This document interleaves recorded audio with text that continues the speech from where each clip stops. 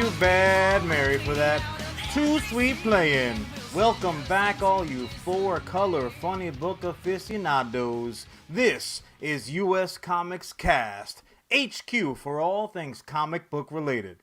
I am Jon Rivera, the CEO and co-founder of US Comics, and I am joined by the Dr. Jekyll to my Mr. Hyde, our COO and co-host, Charlie Rivera.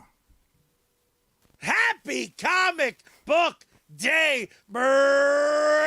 Yeah. Dude, we are so happy that you remembered in that final nanosecond before you opened that trap to turn your mic on. Woo! I have not seen you move that fast since your ass caught on fire from too many birthday candles.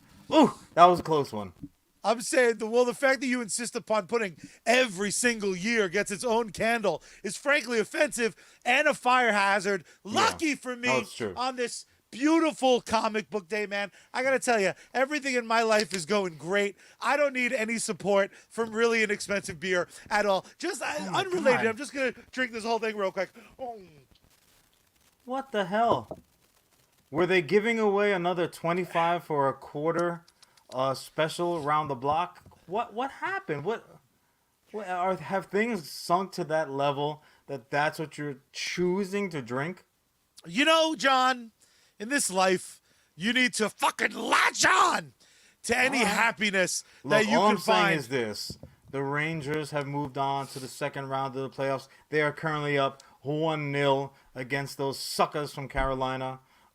We got the Mets over across on the other channel streaming. It's currently a 2-2 ball game over there. We owe St. Louis when we gave that game away last night. But regardless, Charlie, I'm going to throw it right back to you. Sports, especially New York sports, are not the only thing going on. So, Charlie, on this lovely comic book day, I got to ask you, what's the haps? Well, I got the hap, son. I'm going to ask you a rhetorical question, though. All right. And that question, my friend, is, do you know what time it is? Because I do. I mean, usually we start at 8. It is fucking Morphin time, bitch! Yeah, it is. Dude, I am so goddamn excited. The Mighty Morphin Power Rangers are all over the news this week. I know for a fact you've seen it, but it looks like they are building towards a grand finale to Power Rangers in general, leading up to a reboot. But we knew that was all coming. Reboot? We knew, yeah, Netflix is picking up the Power Rangers ball, and they are starting from some version of scratch. But before everything comes to an end, before it's closing time for our spandex-clad warriors with an uncertain future, one thing is crystal clear, and that is Zordon's coming from his weird quasi-grave, because Homeboy blew himself up to save the universe, but it didn't last very long. They are turning to the remaining original cast members, and they have asked them to return, and we know at least some have begun saying yes, yes, yes. We also know that... Can I just really quickly put a pin, because you are so overly prepared. It is as if you were going into surgery and this is like your first open heart, and Charles like, oh crap, I'm a podiatrist, but okay, yeah, I'll go ahead and give it a whack. I'll give it a whirl. The bottom line is this: if you should ask Charlie, if the New York Rangers were the Rangers that he was most excited about in this moment of revelation, you would be one thing and one thing only, Charlie. What would that be? I would want... You would be a goddamn liar. That's the line. So go ahead, grab the little shorty. We don't do this till the transition. Put him up. Here we go. Cheers, salute. Let's go Rangers. Oh, I like this. When our teams are doing well into the playoffs, we move this shot forward. I made you jealous with my PBR, didn't I? We're going to keep on drinking till the filters run red on screen, baby. Woo! I love it. But our Power Rangers are back for a 42-minute conclusion to the entire Power Rangers that we've known to date, they're bringing back at least Billy. We know for a fact Billy is signed on. He's been very vocal in the last few months as Netflix has spoken about their plans to kind of relaunch the Power Rangers for an all-new age. See, I don't want you, again, I know this is going to be your bolt to run with, especially with the level of fandom that you have for the Crayola Avengers there. But the bottom line is this. I mean, the biggest news, I think, especially what's been blowing up the nerdscape, as we referred to it earlier, is that it's, I don't know if you mentioned it, because you kind of hammered through a lot. It is their 30th anniversary? Isn't that crazy? Their 30th anniversary. And as you had mentioned, they're looking to bring back the remaining, the living original cast members for the event, which is like, which, I mean, it's just the best. So I'll put it to you this way, Charlie, as a non-maniac fan of the Power Rangers like yourself, if somebody had not led into that with the numbers involved and said, oh, they're bringing back the original Power Rangers for like an anniversary event, I would have literally given them a, so who the fuck cares? I gotta listen to these texts from Charlie all damn day long, damn millennials and you stupid ass ripoffs. But when that 30th became part of the conversation, I was shook. 30 years old. I've been making fun of Charlie liking the Power Rangers for 30 years. That's insanity. Yeah, it's pretty awesome that, like, I feel like the easy road is always like people mourning their childhood, but like your budget in a perfect world, your budget gets a little bit better every year. So like every year you have the power to finally go unfettered into that toy store. And you're like, fuck yeah, I'm buying a legacy style Saba. Be like, oh, there's a new power sword for 130 bones. I'm going to buy that. I don't know what the fuck I'm going to do with it. Charlie just but playing I'm the going to buy fucking it. Fuck blue daggers for days. Bet your fucking bumbling ass. But so I was not trying to kind of shake you off of your harangue. No, I love it. So you're saying though that above and beyond this, like the big news that dropped today, that we're getting the original lineup back again, living, because we did lose the Yellow Ranger, lovely Yellow Ranger. So the original Yellow Ranger, Trini Kwan, was the character name, played by the late great Thu Trang, who I just adored. You want to talk about like early crushes? Everyone always talks about everyone was in love with the Pink Ranger. Yeah. But let's not forget that everyone was like, nah, Kim is going to go with the cool guy. Trini was the fantasy that seemed, possible. Charlie had like the attainable Power Ranger. He's like, it's either yellow or blue. I'm still at that age where I could really go, any fork in the road is like, there's a decision to be made. I'm just not going to date a four-eyed geek. I'm not dating another person with glasses. I will say this to you, dude. It may have come across as brotherly love. It may have come across as like, let the youngling have a crack at the bat. Let him watch his show. Say what you will, but the Pink Ranger is the only reason why I allowed you to hang on to the remote control with your little chubby digits. Oh, the Pink Ranger, she made a man out of so many mocking teenage boys. It's not even funny. Like, she should have a halo at this point. Amy Jo Johnson is such a vital part of Charlie learning about Charlie. I participated in a convention that she was also a participant at. So there's like eats for people who are like guests and barely guests like we were. And we were both grabbing a bottle of water, and I was like, I ain't saying shit to her. There's no way. Did you have that moment where you're like, your two hands like cross fingers going for the same bottle? Like a little pink lightning crosses over? No, John. I am too little respectful. Cupid Cartman's like, hee hee. Oh, you guys, you look so good together. Hee hee. No, bro, I was Now let me silent. pee in your mouth. I was silent very slowly. Dude. Oh. No, bro, I wasn't risking that. That was too high risk. Charlie dropped the ball, bro. No What if I like clutch. tripped, broke my face open in front? Nah, just put me in a body bag. You would be in the same position you are today. You know what? You're not wrong. But before I get too carried away, we are live on Facebook. We are live on YouTube, and we are live on Twitch. So come say hi. Let us know what you're thinking about it. But John, let's not beat around the bush. The original Rangers coming back, potentially to say farewell to the franchise as it sits. I Will would hope this so. be I mean, like? there's nothing but like bad knees, sore backs. Motherfucker. I mean, literally, Jason David Frank, the Green Ranger, then White Ranger, then Red Ranger, then Black Ranger, and then White again, maybe. He like is an MMA Jesus loving ass whooper, so his back's fine. It's the rest of the Rangers I'm a little worried about.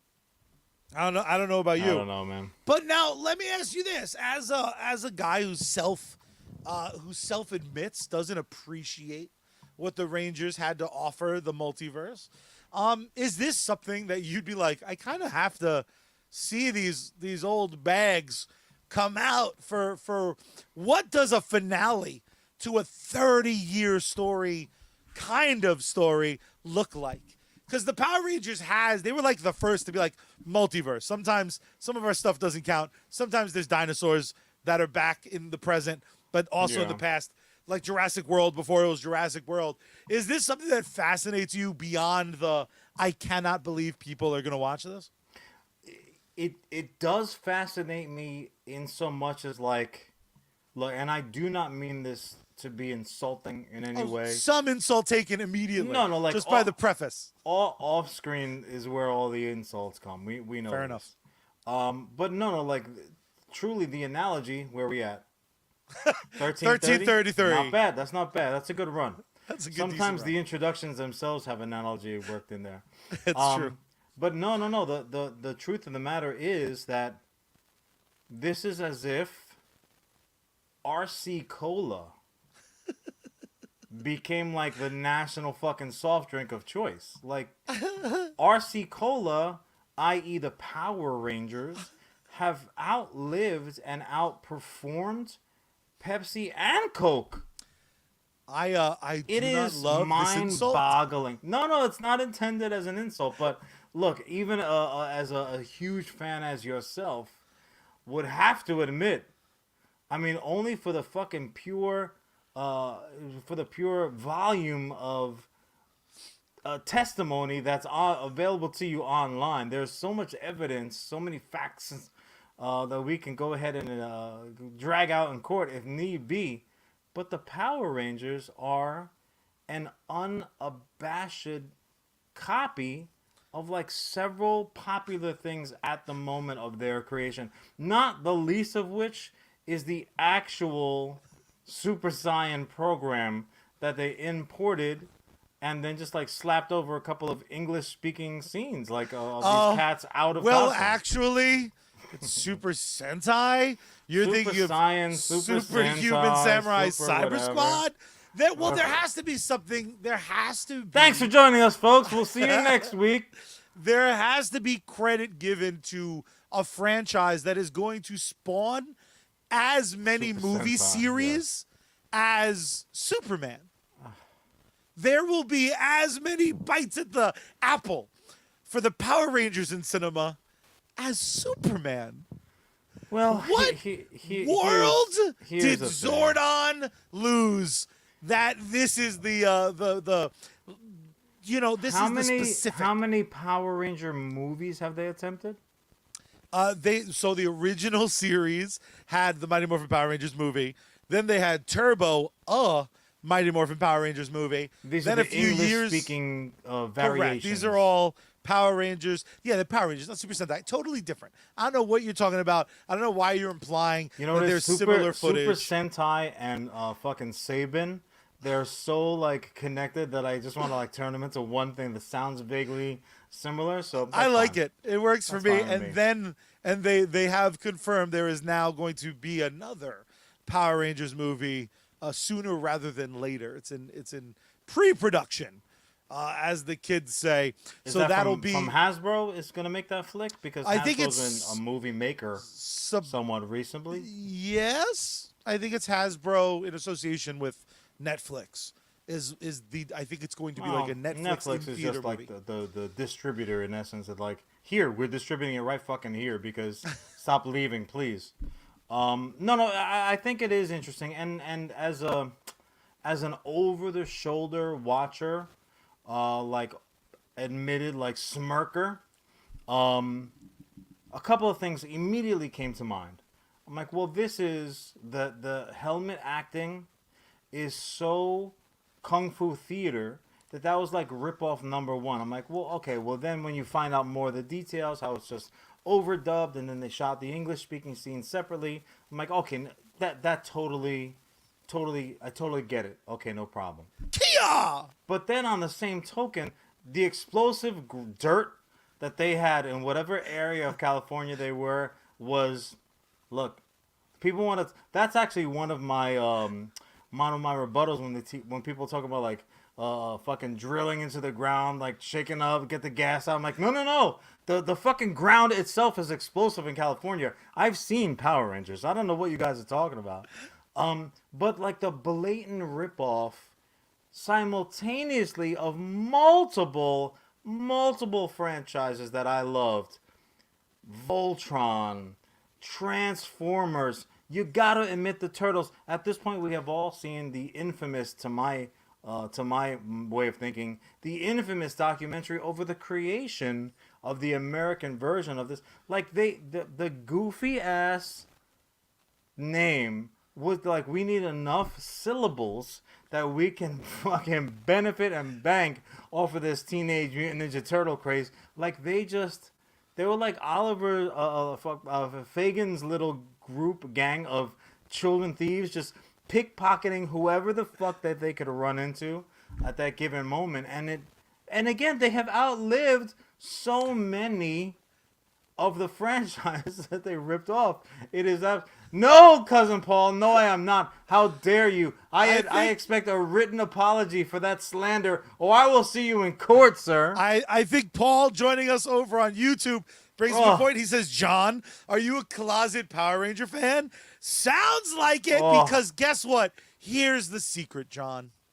The secret is everyone is kind of a Power Ranger fan because they cherry-picked the best of entertainment, put it in a brightly colored soup, and served it out to you. You don't know. Crayola suit.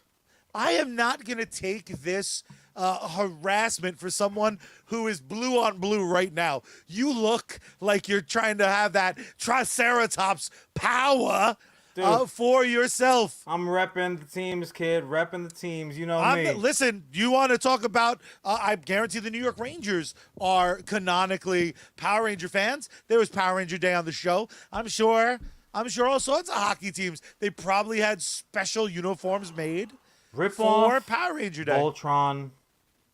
Rip-off Transformers. First of all, Voltron and Transformers are rip-offs of what they're from. They're not Lion Force or whatever that bullshit is.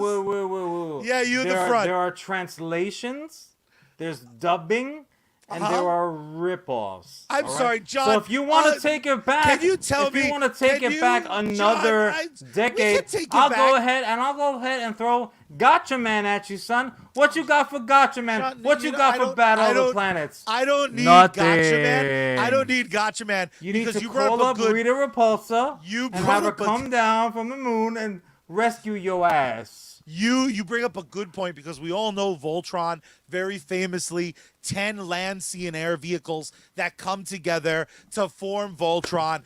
They are clearly, canonically, I mean, the only original Lord. Voltron concept Lord, this is my blood. Don't let me kill this boy. Those 10 piece of shit robots finally got to hang out. If I end this his life, don't you ever try to drag in the multiple vehicle Voltron. I'm sorry, is that not Voltron Force? Why are you triggering me, man? Why is that? Right. I'm sorry that history has officially told a tale that one franchise was evergreen and one was not. Because Voltron's had some reboots. They've had some reshuffles. They had a cute CG show. They came back with their own Netflix show. I do want to say this. When Netflix handles the properties, they smooth out the edges. They puff them up. So I can only hope, and this is sincere because you're my brother and I love you. I truly hope that Netflix handles the Power Rangers with kid gloves because I don't want to see you weep bitter tears. Let me ask you a question. This might be truly triggering, and then I'm going to toss the mic to you because we all know the bottom line. You're just going to throw a grenade in there and duck. The bottom line is Power Rangers will have another kind of final bite at the apple as they say goodbye before a massive relaunch, unlike the world has likely ever seen. But John, Netflix is currently under, Voltron is currently under that Netflix bubble. We all know a long time ago, in the multiverse, back when Power Rangers in Space was having space adventures, also in California. Weird title for a show that never fucking left Earth. They met another live action crew that was under that Fox Kids umbrella when they met the Teenage Mutant Ninja Turtles. Now we know Nickelodeon has the Ninja Turtles rights. What would happen to your little soul? Which, let's be honest, you might get better looking year on year, but your soul is that of child John. Yeah, we all know it. He just is more open about liking boobies, and boobies liking him too. What would you do if the Power Rangers and Voltron cross over? I send you a text and I go, we got a special episode. The Lions combine with Megatron with the Megazord and Megatron. Fuck it. The ultimate robot orgy. How would that make you feel? I do have to say this, that this would literally be that King Kong v Godzilla scenario where the people have no choice but to pick sides. This isn't an Elvis or the Beatles situation where you're like, I like them both. No. If they're fisting up and they're ready to throw haymakers, you got to pick one. That's just how it goes. So I am famously # Team Kong in that scenario. But yeah, it would be similar. It would be like a Civil War situation amongst the brothers Rivera because there's no comparison. Now I will say this: the second, and I can't think, maybe 250 giant space monsters would tell you best if they had heads, which they don't.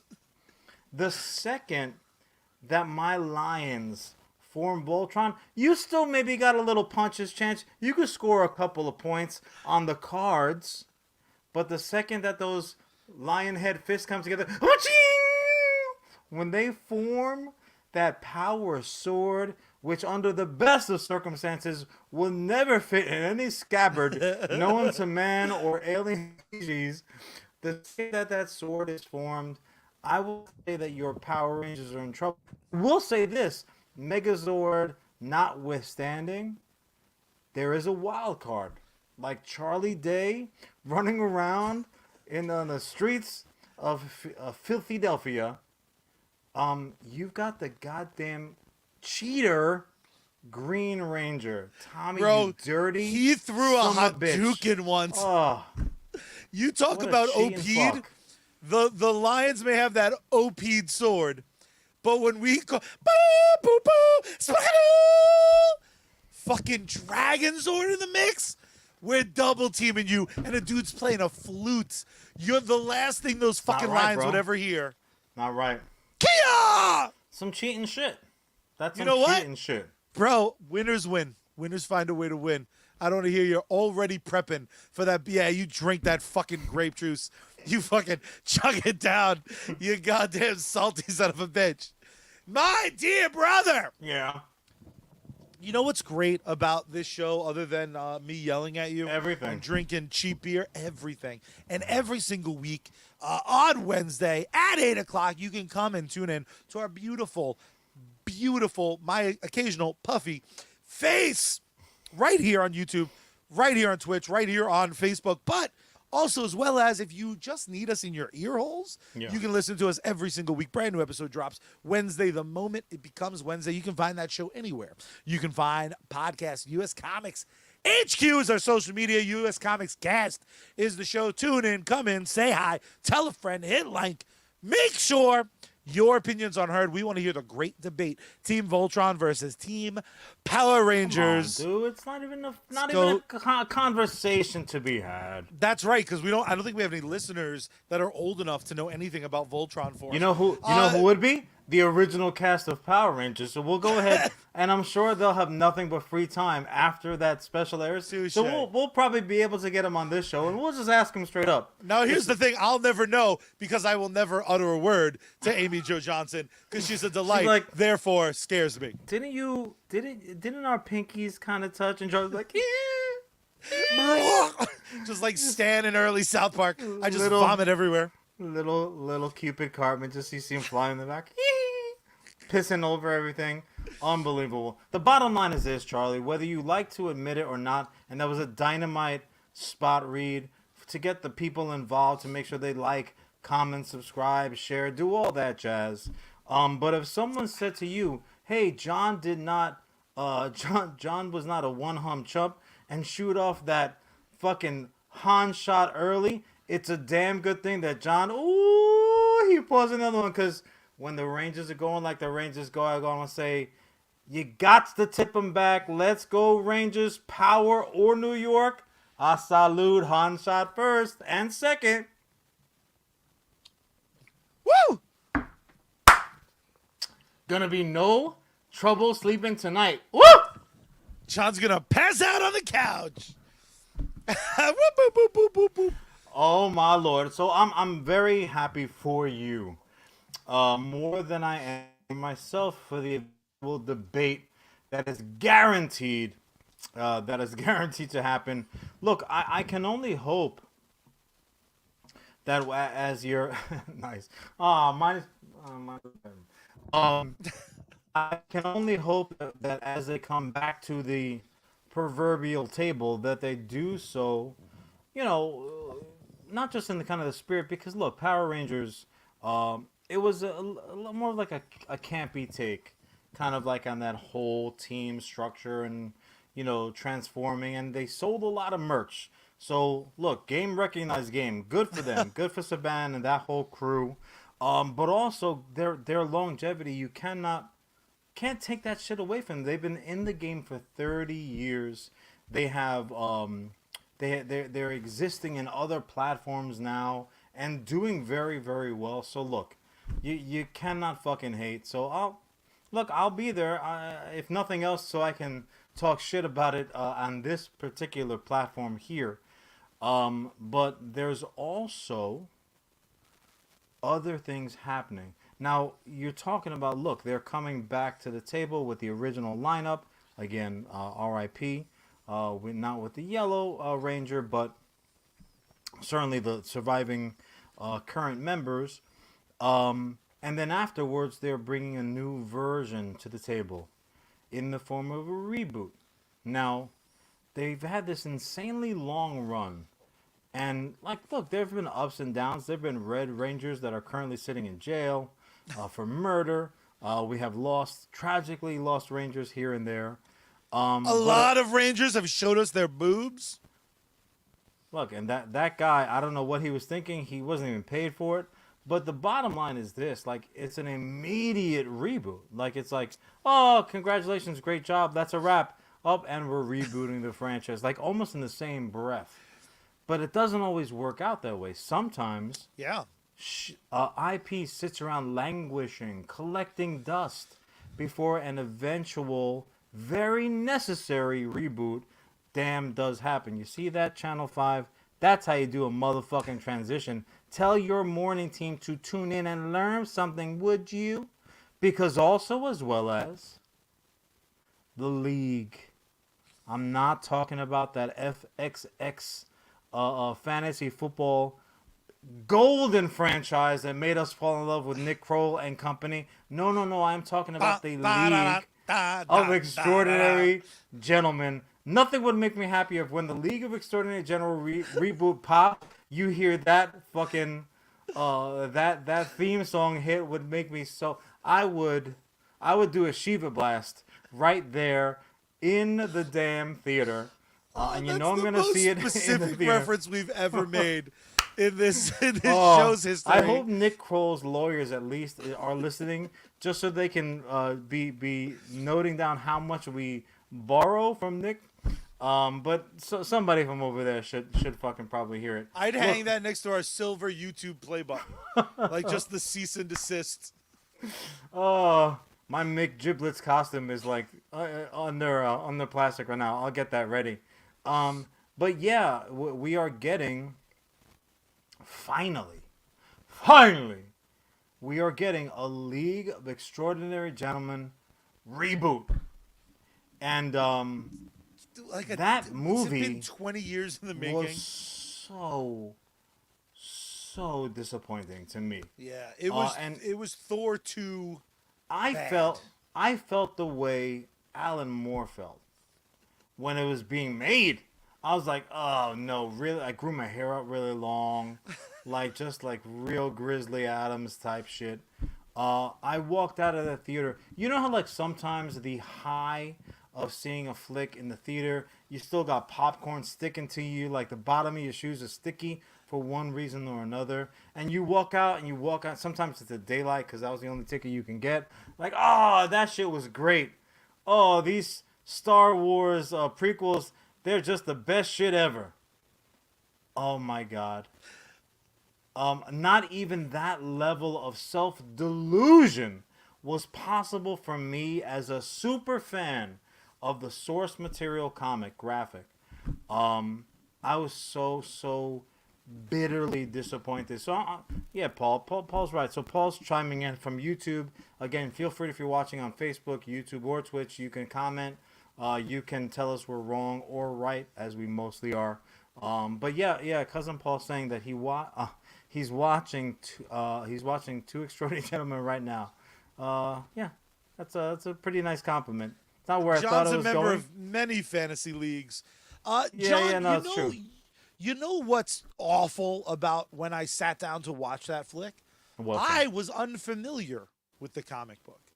There was a time, dear listener, that I didn't know well enough to pick up a book as extraordinary as League of Said Gentlemen. There was a time where if you told me, like, what if all these literary characters were like a comic book team? I'd go, that sounds dumb. I don't need that in my life because I was a mouth breathing know nothing. But luckily I had my brother to legitimately ruin my life by handing me a trade paperback, and he went, they're making this into a movie. And I'm like, who's in it?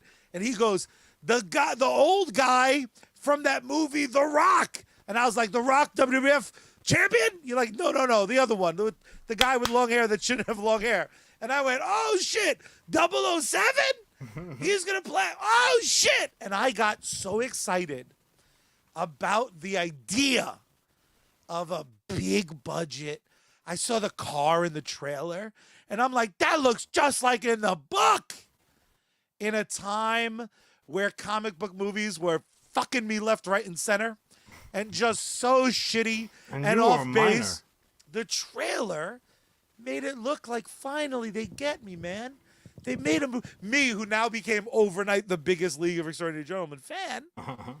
I sit down with that giant tub of popcorn, John, and the minute I saw stupid Dr. Jekyll become that CG monstrosity, are you eating my what?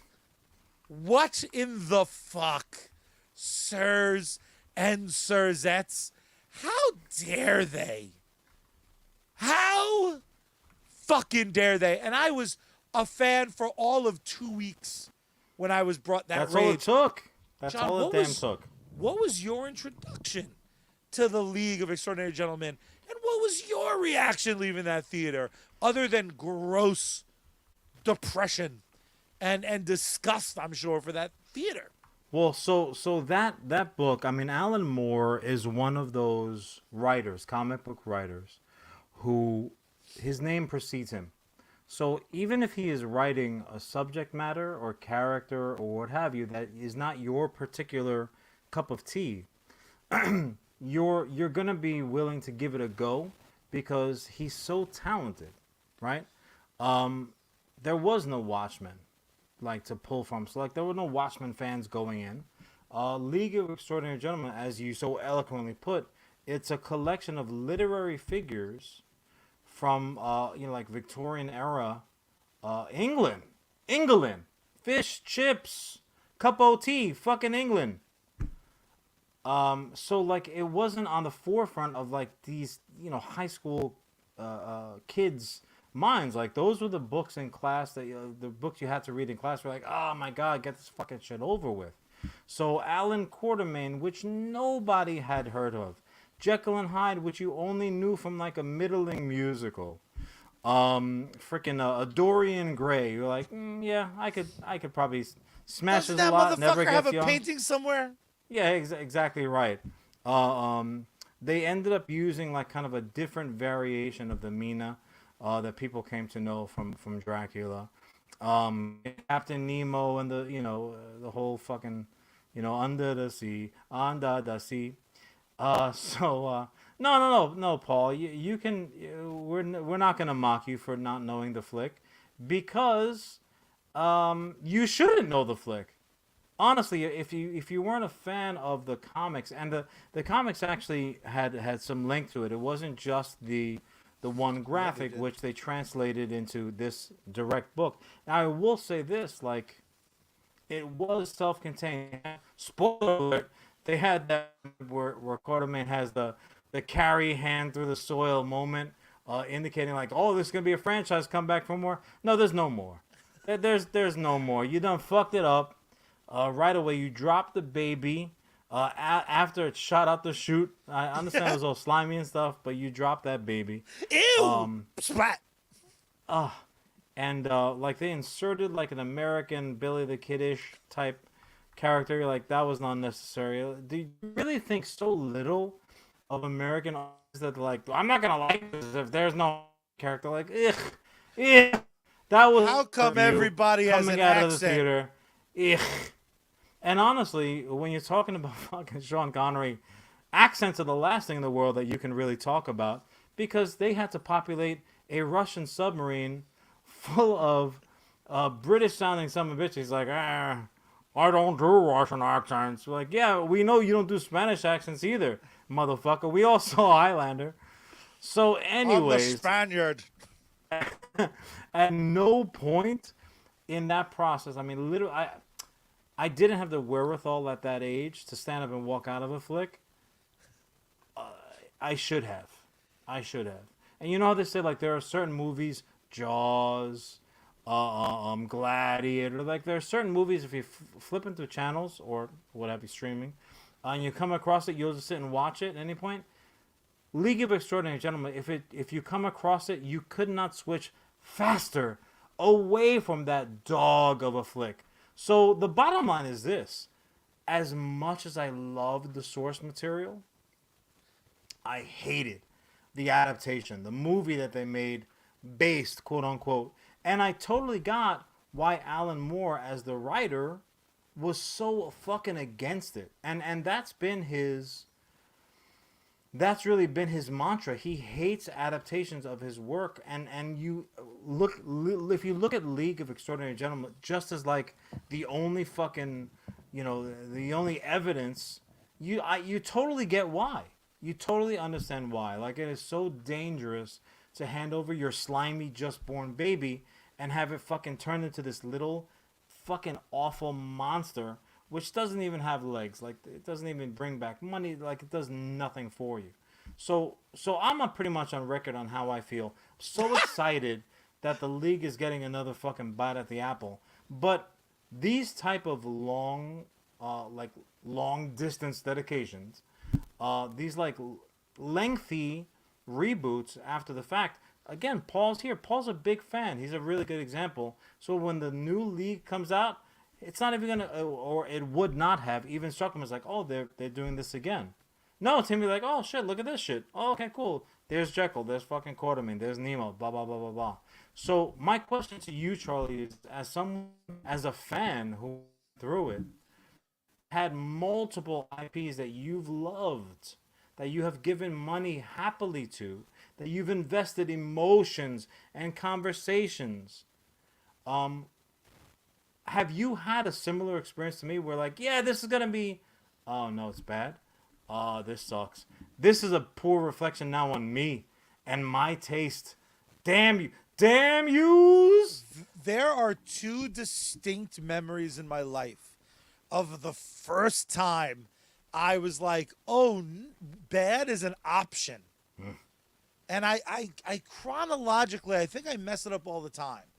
But I'm pretty sure I sat down, little baby Charlie, loved two franchises above all else when I was little. Real Ghostbusters, strap an unlicensed nuclear accelerator on my back and let's go. And Teenage Mutant Ninja Turtles, hand me a bandana and let's kung fu kick some fucking robots. And I saw, probably way too young, the first Ninja Turtles film. And I was like, holy shit. Movies are better than cartoons. And it's not even fucking close.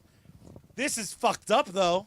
I don't know what's going on. There's a lot of talking and not a lot of pizza eating in this movie. Then, There was some pizza eating, though, in all there was fairness. some pizza eating. Just There's not the some quantity. long, stringy cheese. Just not the what I needed was what Teenage Mutant Ninja Turtle 2 gave me, which was an opening 5-minute sequence of just people eating pizza. And I went, movies can be better the second time? Like, what if they talk less, do more, and are afraid of using their weapons? This is better. There's a super shredder. So, John, when I wasn't brought to the movie theater to see Teenage Mutant Ninja Turtles 3, I kind of suspected something was wrong. Right. Then I'm handed the brightest VHS box I had ever fucking seen. Ninja Turtles 1 VHS box, black. Like a goddamn film for adults, like Ghostbusters and Ghostbusters 2. Teenage Mutant Ninja Turtle 2, black and green. Okay, we got some ooze highlights. Sure. Maybe I can handle this shit. Ninja Turtles 3 was like, look at me! Please acknowledge I'm a Turtles movie. Please look at me. Dude, we popped that in the fucking thing, and I'm like, they shaved Casey Jones. April O'Neil's legs still look dope in that little fucking outfit, so I'll give credit where credit's due. And everything else sucked balls. And I went, oh, so stuff can get worse.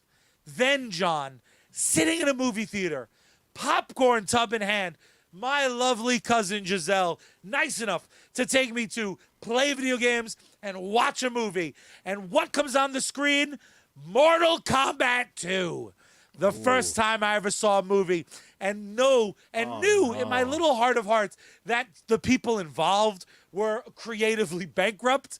I suddenly understood the industry. I was like, I need to sit through the credits because who am I pissed at? Just Why the light fuck? bulbs going off over his head. I was like, oh, movies aren't real life, also as well as some people do shit just for the money, also as well as Director of Light. Fuck you, Pete Jones. So when I tell you Mortal Kombat 2, from the moment they killed Johnny Cage to the fucking poorly CG animated Liu Kang dragon, I was fucking mad. Now, Arms crossed. Let me ask you this. Furious. Because, I mean, that was not a video game you were even allowed to play at that point. Like, a code had to be put in to the Sega version to get blood. So ABAC, ABB. So, how did you feel about the first Mortal Kombat? Loved it. That was my introduction to Mortal Kombat. I thought there was going to be portals to Netherrealm and shit in the video game. When that didn't happen, I was very confused. Like, this video game's got it wrong.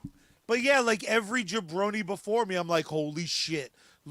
I almost called him Nick Cage. Johnny Cage is the fucking greatest protagonist in the history of the multiverse. Sonya Blade's the hottest bitch on earth. I was all fucking in with Mortal Kombat. I was drawing Really? that dumb dragon logo in all my notebooks. You notice that soundtrack is just like designed scientifically to elevate the heart rate of a certain age group of boys. They're like, my heart is pounding and I'm sweating and I feel like I just went and fucking 13 rounds with Apollo Creed. This must be a great movie. And for them to have taken such a shitty movie and produced a sequel that was so much shittier that the people loving the original shit was like, this sucks. You know what level of achievement that is? That is almost like like a star on the fucking Walk of Fame level. Like that, you are so bad. Who's that guy that made a ton of movies with your girl, fucking Mila Jovovich? Like he makes movie. He basically played out in real life the plot from the producers. He's like, I'm gonna make the worst fucking movies. Our man Jason Statham was actually involved in a couple of those projects I also. can't remember, but It's something like very I know who you're talking about. He did like Blood Rain. Just He did like movies the worst. intended to lose tons of money, and they did. And then he boxed fans who gave him bad reviews. He did like celebrity boxing against normies and consistently won. That I respect. Like that's all right by me. But I'm gonna say this. So there are now you've had another franchise bite at the apple. So you've got the more recent Mortal Kombat flick. Luckily, it sucked. That was great but for me. The funny thing is this: is like a lot of times you compare things. It's like compare contrast. Aquaman, I feel, had that type of effect, right? The fucking DC movies prior to it were so bad and were so maligned that when Aquaman came out, what should have been like, yeah, it was alright. Oh, see, that wasn't that terrible, right? Like, so Aquaman had that benefit of having stuff before it be so shitty. Like you going through high school, you had a very similar advantage. I will say this though, that doesn't actually make the other stuff any fucking good just because the things that came later better. My experience with it, like the reboot that I need to see at this point, and if it's only as good as the Mortal Kombat, the most recent Mortal Kombat, I will be furious. Because the source material, look, Mortal Kombat is a video game. Yeah, it's the a source quarter material, not eater, not like, but you could tell that there were plot threads being worked out as they developed the game. Like, yeah, sure, these two, yeah, they know each other, probably, sure. Even though they're just a recolor with different effects, yeah, that's fine. We'll work it out after the fact. My like sitting there arms crossed, like furious over what they did over my shit was Ready Player One. Ready Player One, which was done by Spielberg of all people, and like had maybe more franchises, more licensing agreements written over like, you got it, buddy. We trust you. Other than maybe Fortnite is the only franchise green light that I can think that even comes close to coming fucking in competition with what Ready Player One was able to accomplish. Now, did they get them all? No.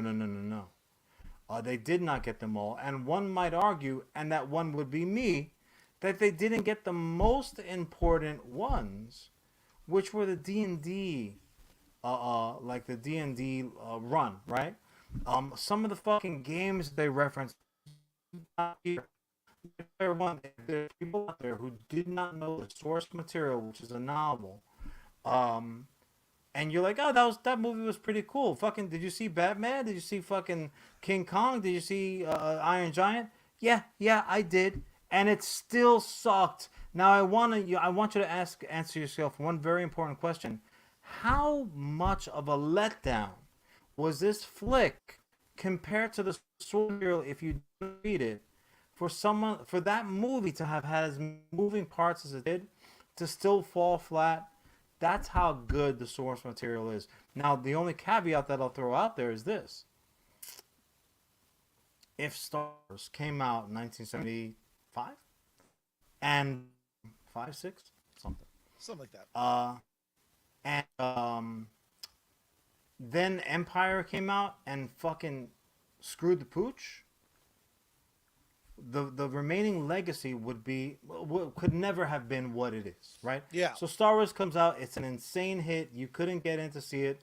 Lines around the fucking building for months. Different time. Then Empire comes out and debatably is an even better movie. I happen to agree with that sentiment, but it's up for debate, right? Still very good. Nobody can deny. Very, very, very, very good. If not the best movie amongst the best ones out of the entire franchise.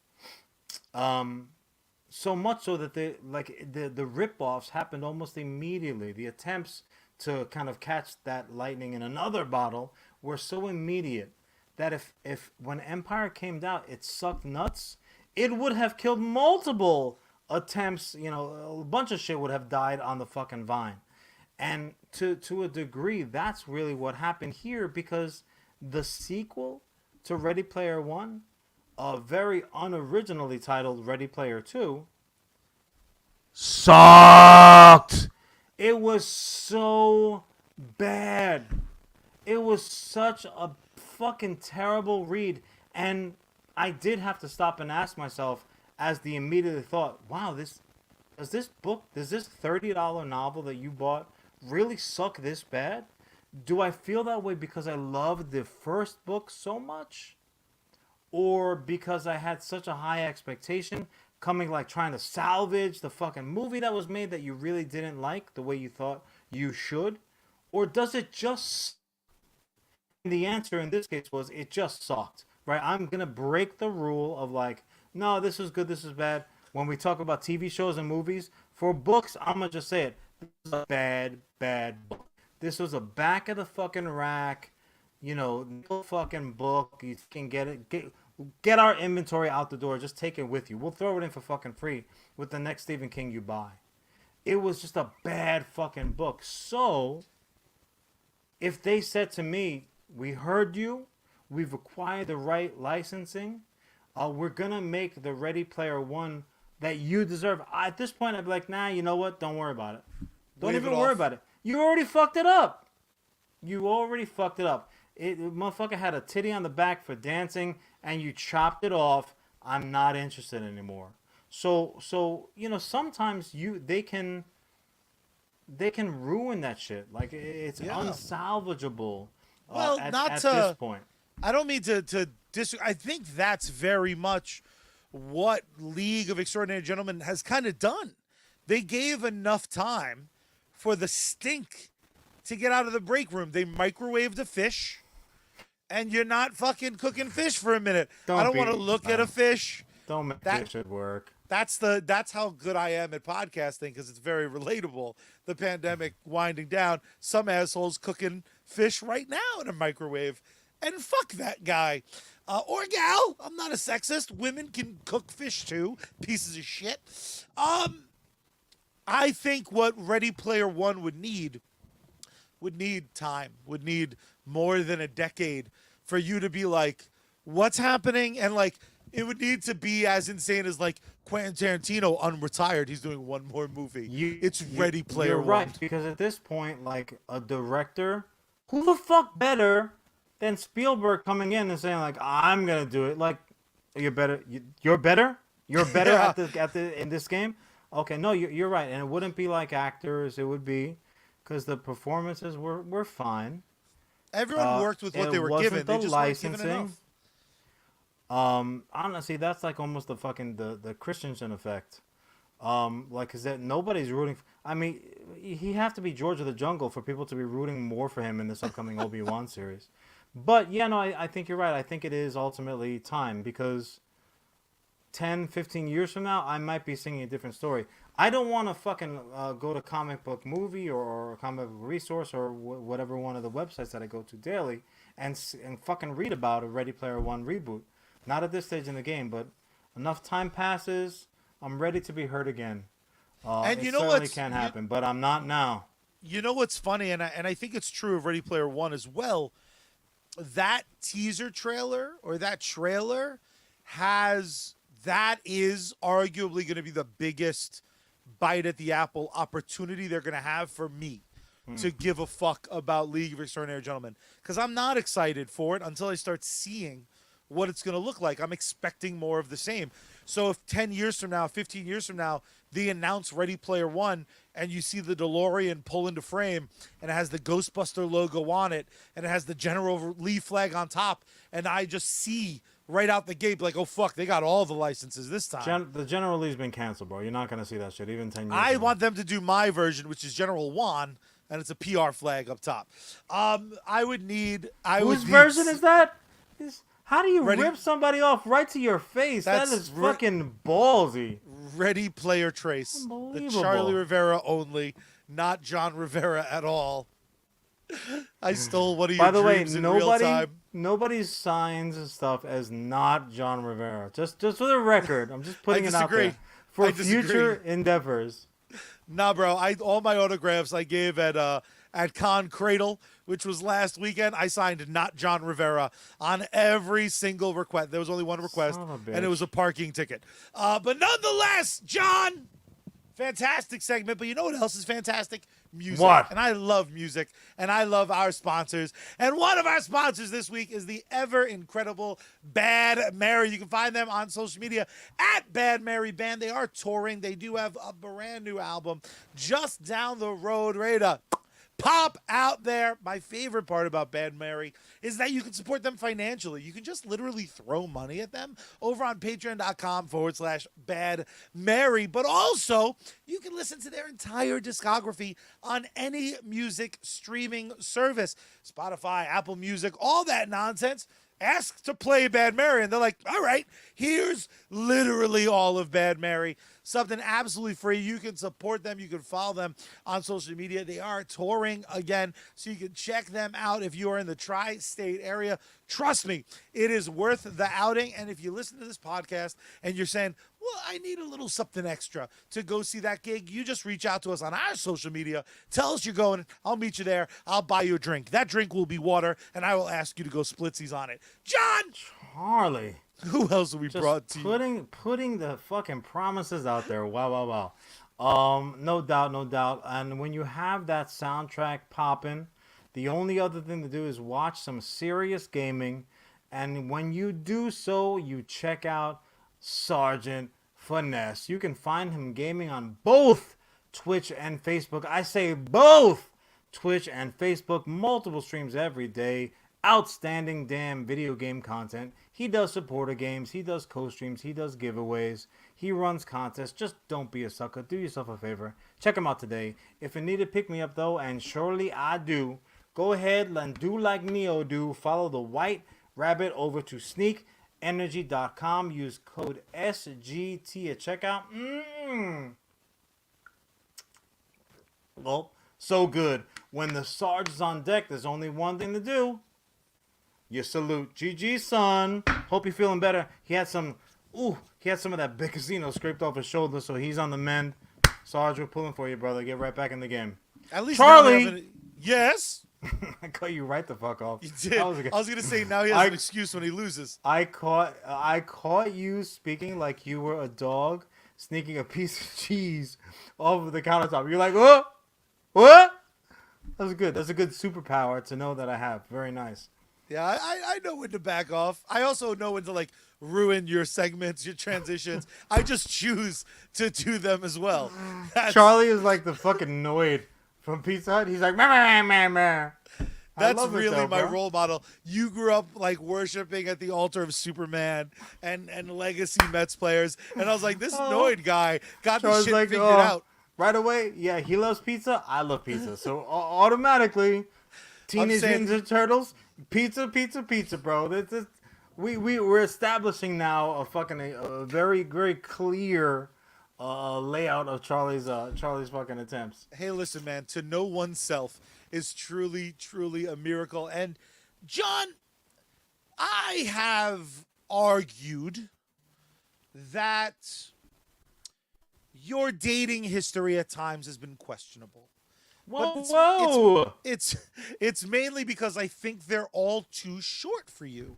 I think if I had to dream up your perfect woman, she'd be like 7'6", like 283 of lean muscle, beautiful flowing green hair, and matching green skin with a predilection for purple pantsuits. Would you agree?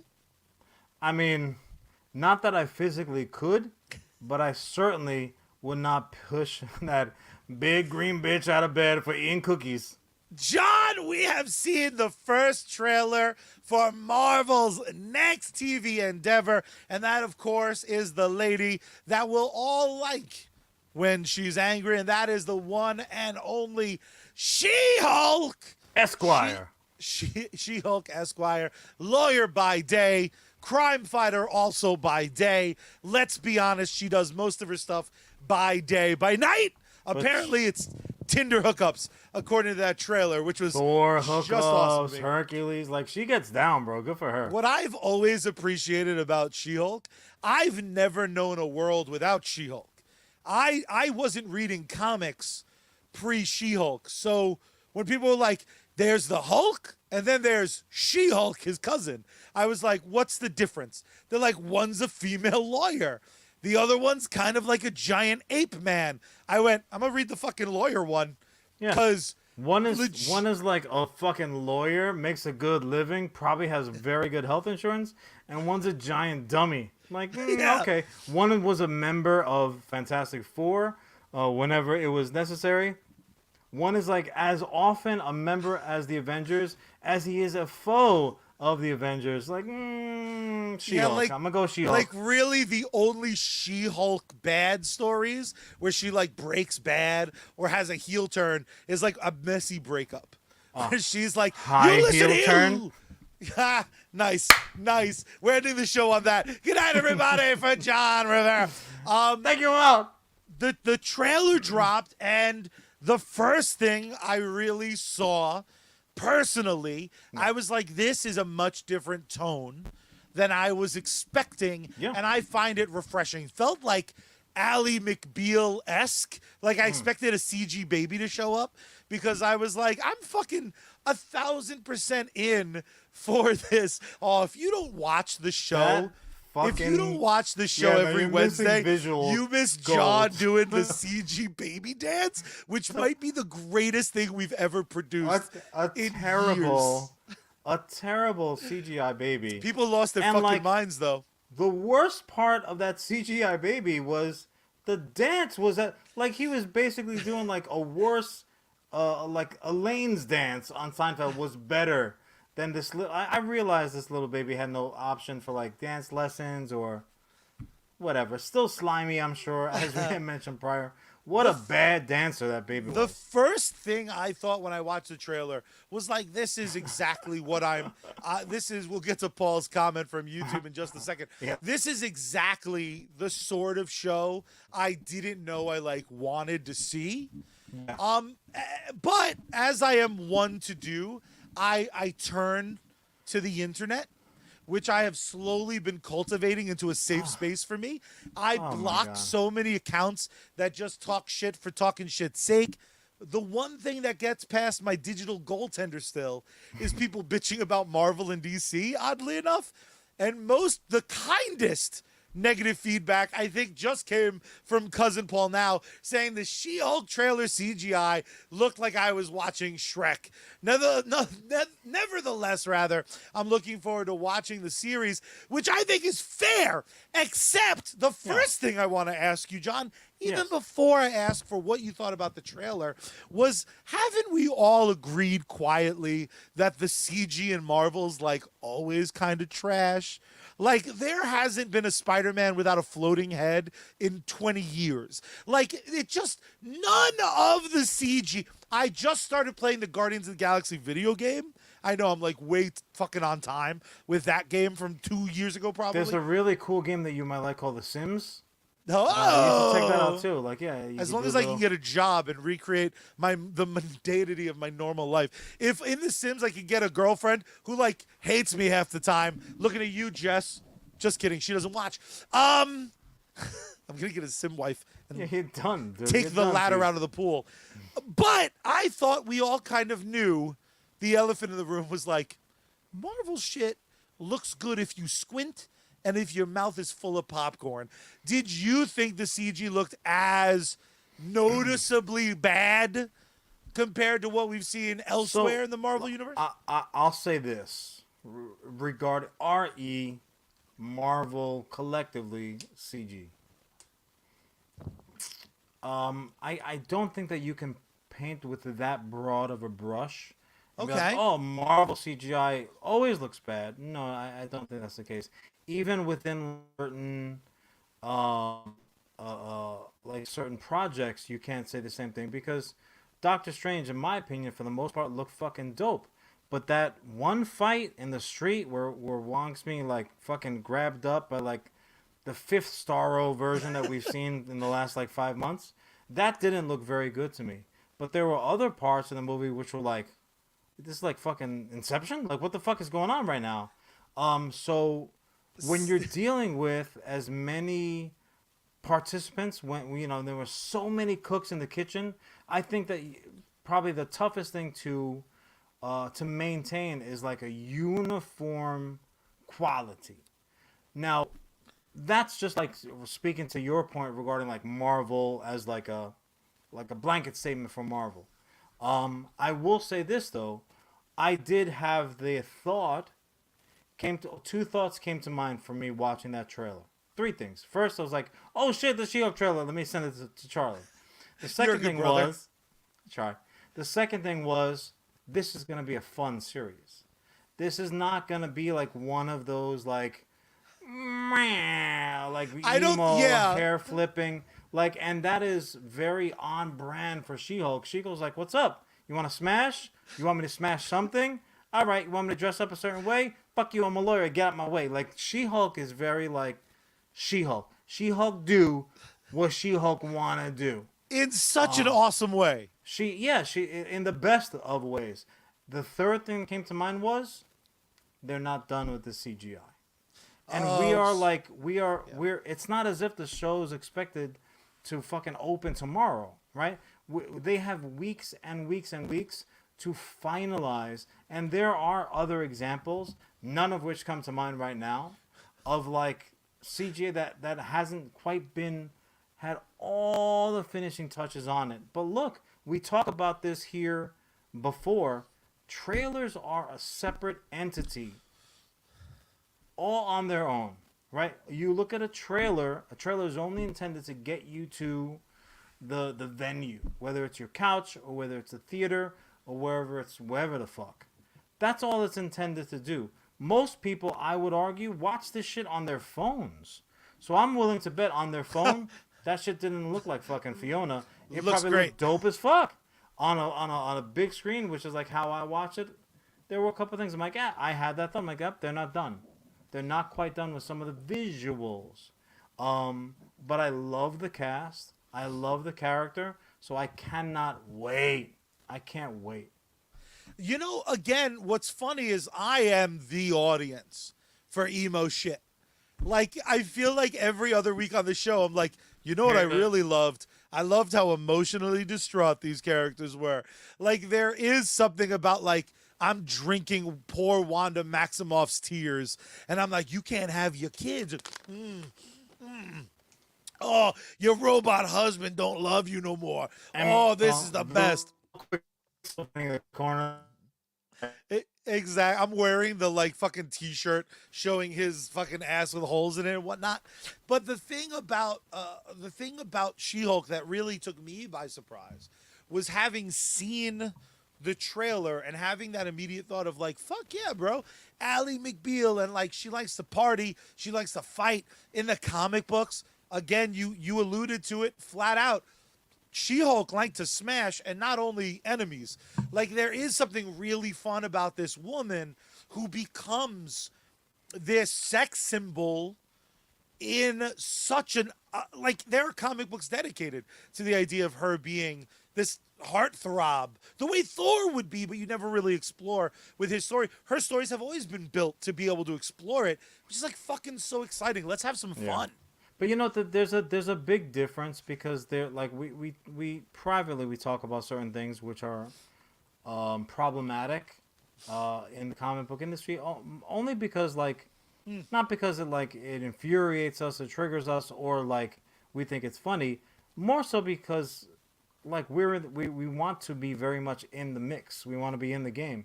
So there are certain things we want to emulate, certain things we want to stay away from, and certain things, quite frankly, speaking, we just think we're better than.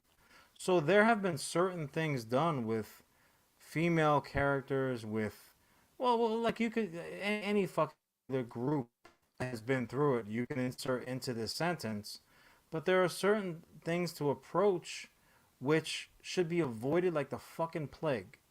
However, there's always a time. There's always a time. In the same vein that like there's no subject on earth that you can't tell a joke about.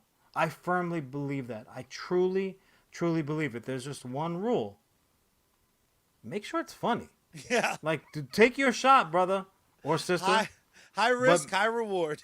Get a chuckle. You better get a chuckle. Even if it's an immediate, like, that is funny. That is pretty funny. You don't want to get the fucking stage stormed on you.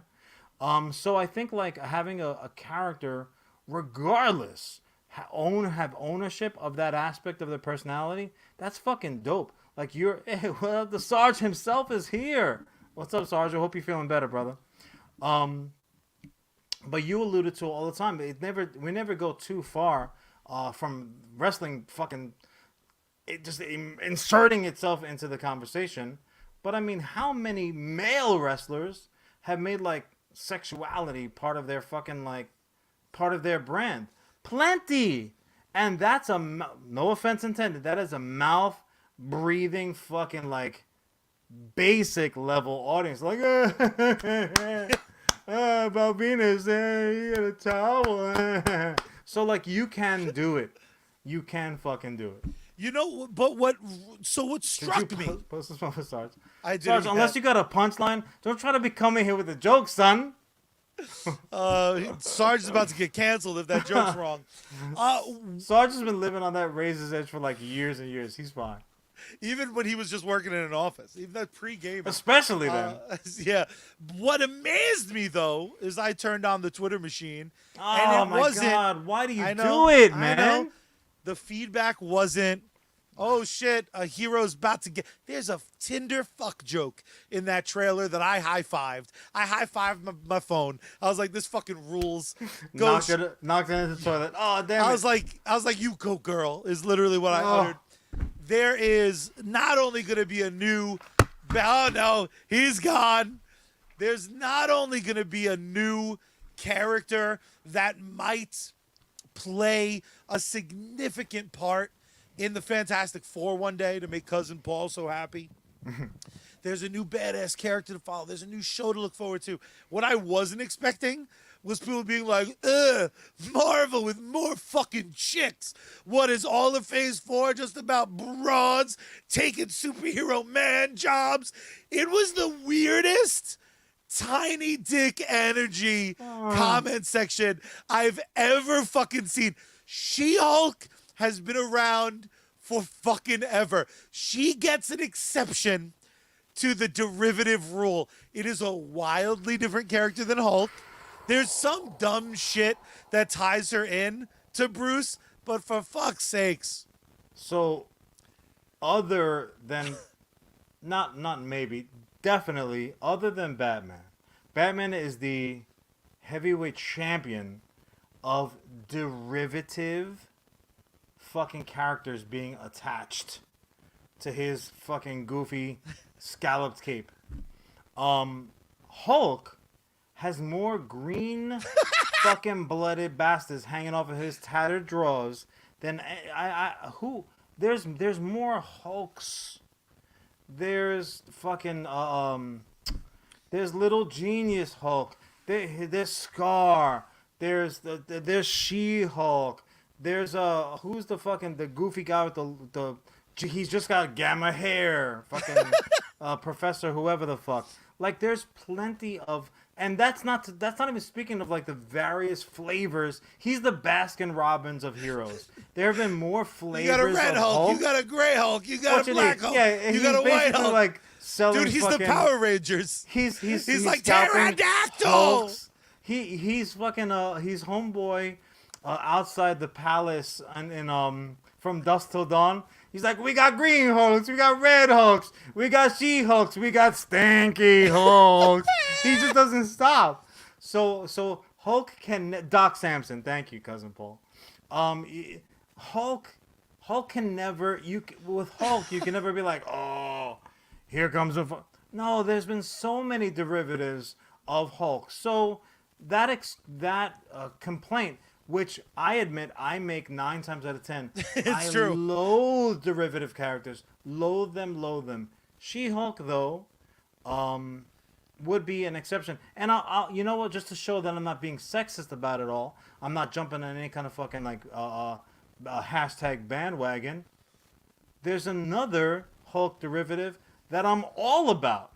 When I got this motherfucker in the battle game, not Marvel versus one of the multiple Marvel fighters, I was so excited. Fucking Red Hulk is no joke, dude. Red Hulk is Hulk in name only. Are we talking about mustachioed Red Hulk? Yes. Respect. And here's the thing too.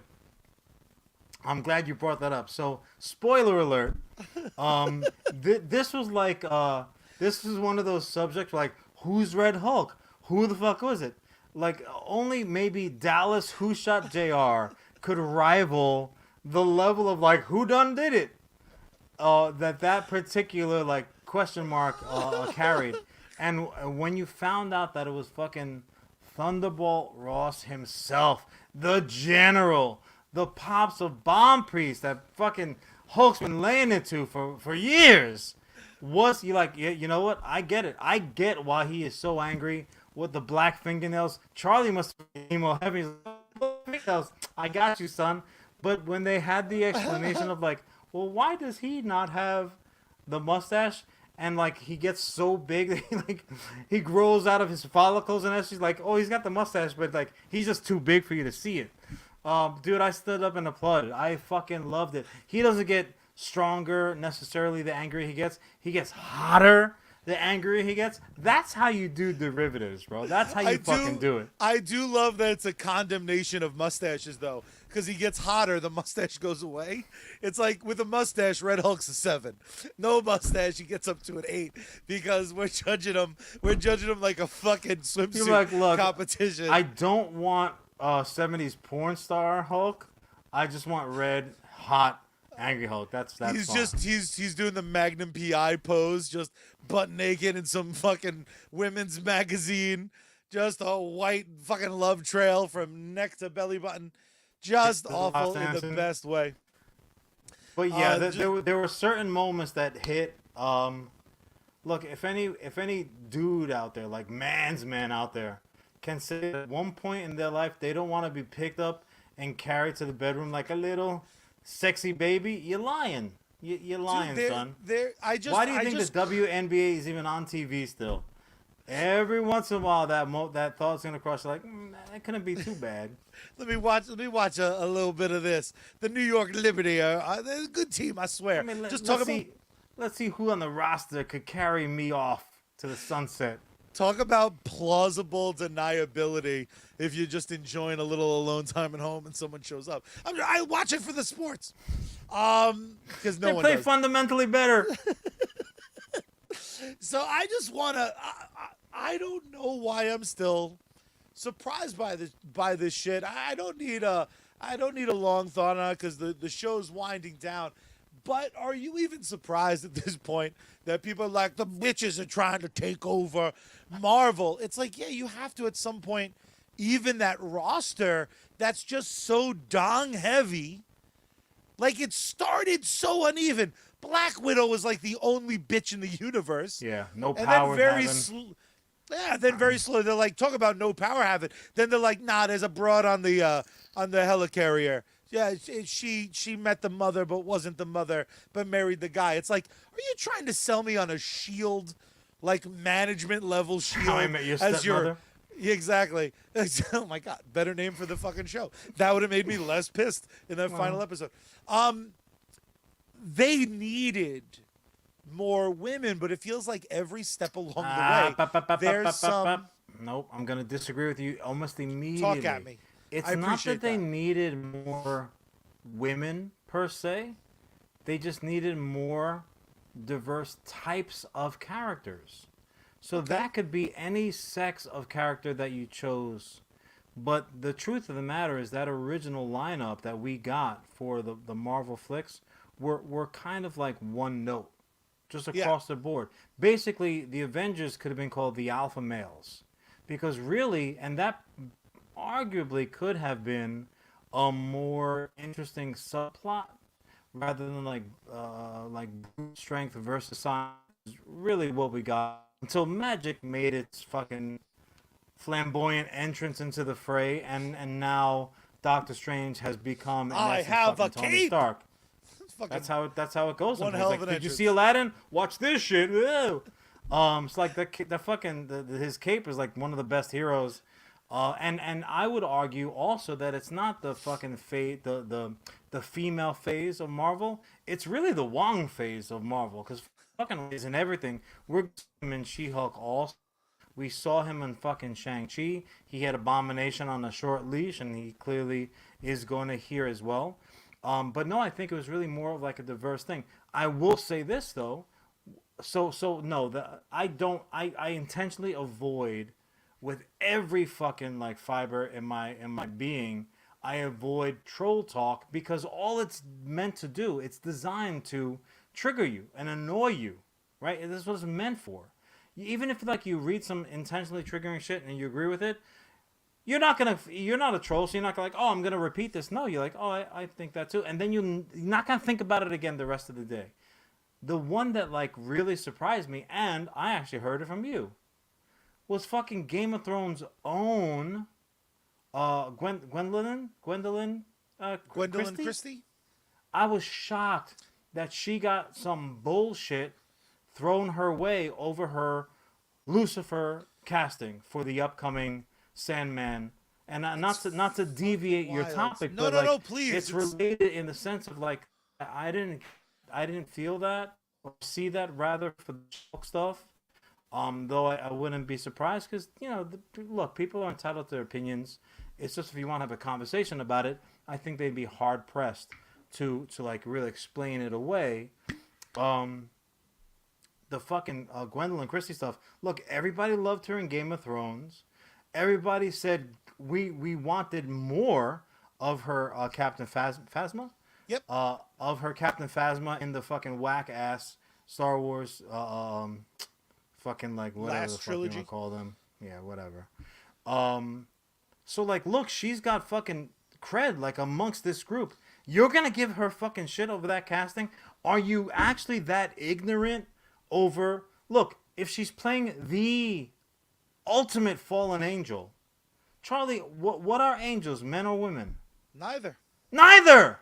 They're angels. So, and also, nobody had beef with the fucking erstwhile named Ancient One when she played Gabriel.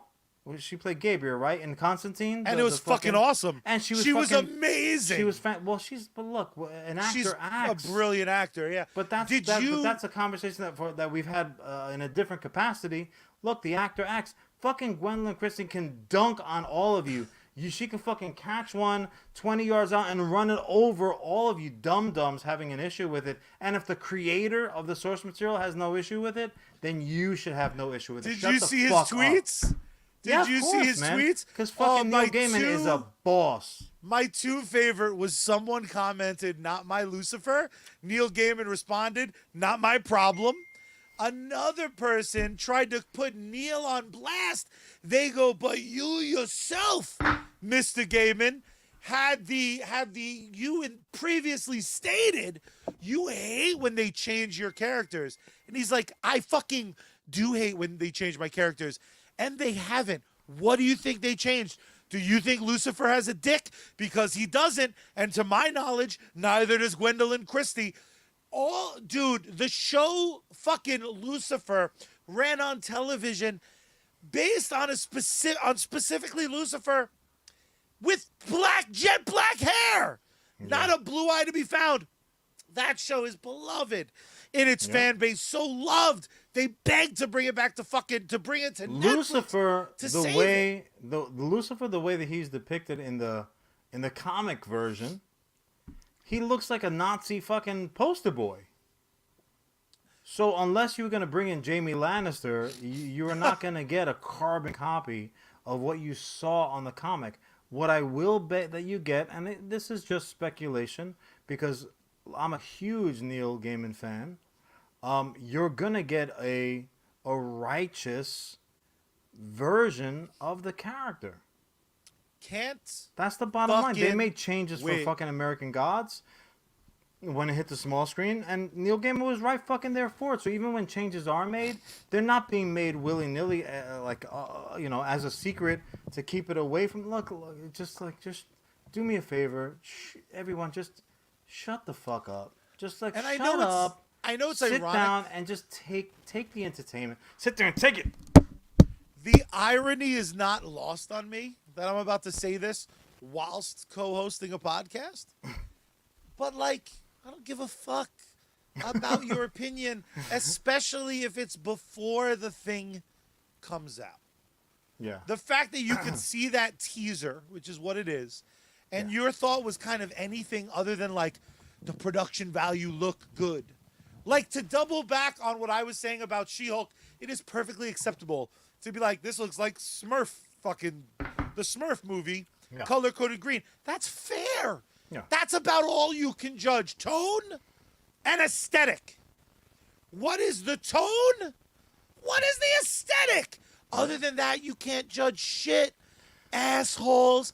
And also, if I've learned anything from the little Latina punching holes throughout the multiverse, who's probably gay because she is in the comics, but definitely has two fucking moms.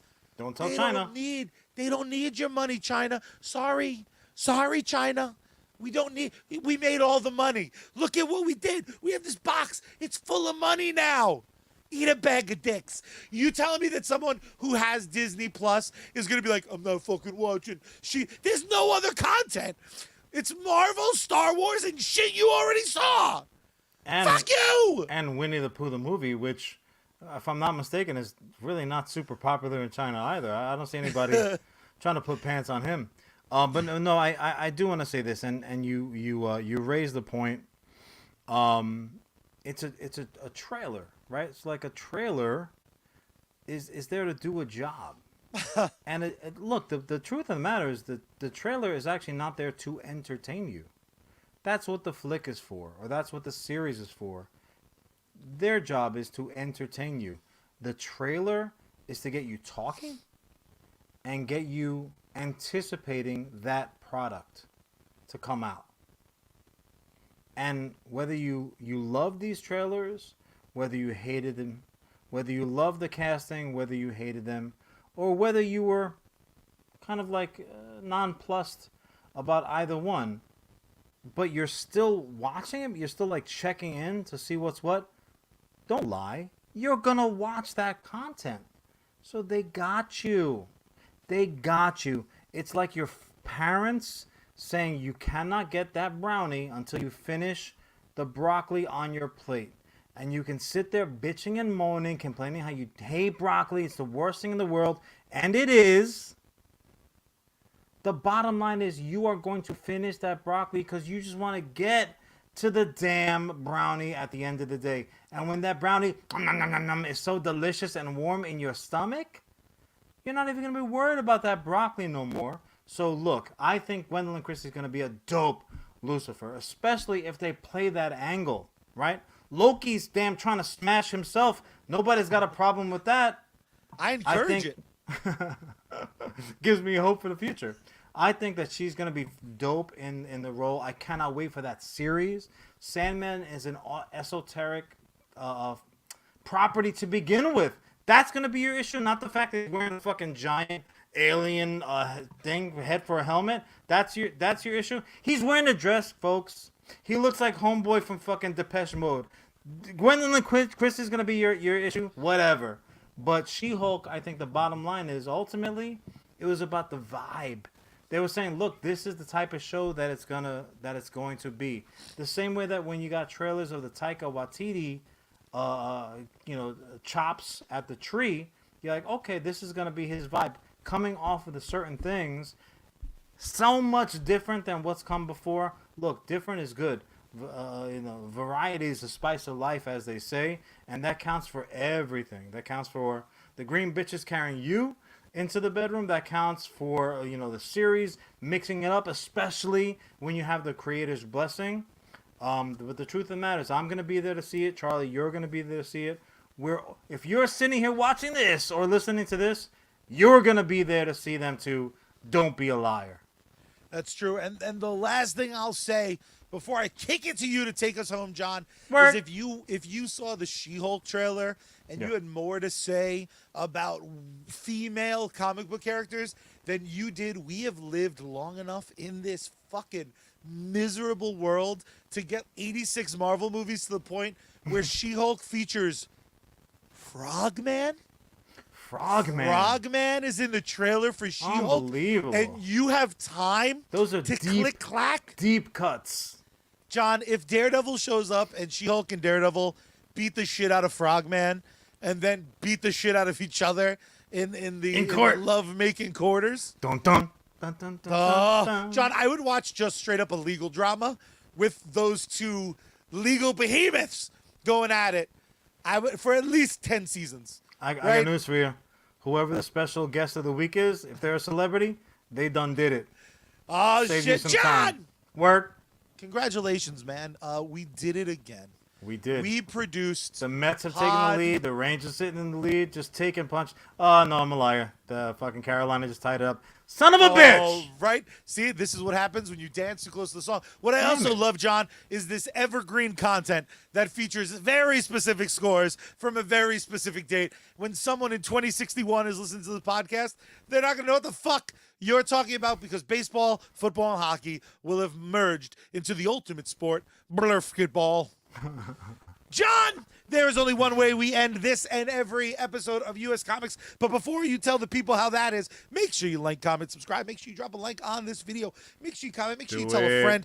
The best way to spread the greatness that is US Comics HQ and by extension, US Comics Cast is to run for mayor in your local area, win the election on a campaign that insists you give everyone an iPod preloaded with every single episode of US Comics Cast. And if they don't listen to it, off with their head. John!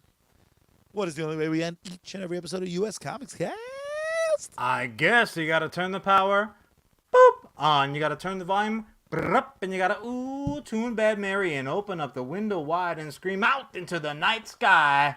Save me, Space Girl! We out!